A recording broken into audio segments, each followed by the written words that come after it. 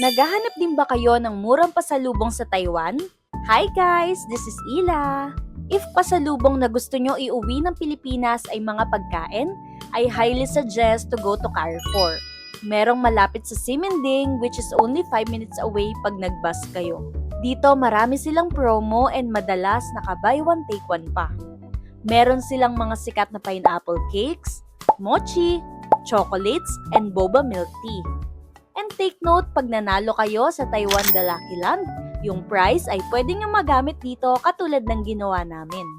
Kapag naman gusto nyong bumili ng mga ref magnet, keychain, tote bags, and iba pang mga food, i-check nyo rin tong Mr. Ho located sa Simending. Nag-compare kami ng price and mas mura nga dito, lalo na yung mga bundles nila. Katulad ng Carrefour, pwede rin kayo mag-claim ng tax refund dito kapag yung purchases nyo ay over ng 2,000 NTD. Ang bait nila dito kasi binigyan din kami ng freebies na mga candy. Ayun lang, if may question ka, drop mo lang sa comment section. Follow mo na rin ako for more travel tips. If meron nga kayong booking sa Klook and Agoda, you can use my promo codes para discounted na. Enjoy Taiwan! Safe travels everyone!